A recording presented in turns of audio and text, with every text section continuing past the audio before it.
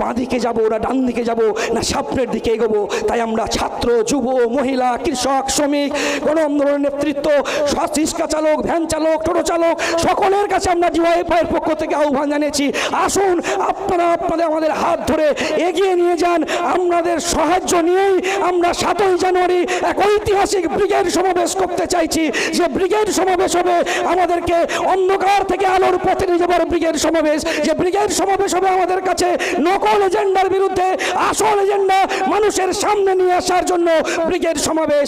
আমাদের ব্রিগেড সমাবেশ হবে ভালোবাসার ব্রিগেড সমাবেশ। আমাদের এই ব্রিগেড সমাবেশ হবে আগামী দিনের নতুন দিশা দেখানোর ব্রিগেড সমাবেশ। এই ব্রিগেড সমাবেশ হোক স্পর্ধার ব্রিগেড সমাবেশ। তাই সকলের কাছে আহ্বান জানাবো, আসুন সকলকে ঐক্যবদ্ধভাবে আগামী দিনের লড়াইকে আরো মজবুত করতে পশ্চিমবাংলায় বুথ এলাকায় যে বারুদ বিছানো হয়েছে এই বারুদকে একসঙ্গে জ্বালিয়ে রাখতে হবে।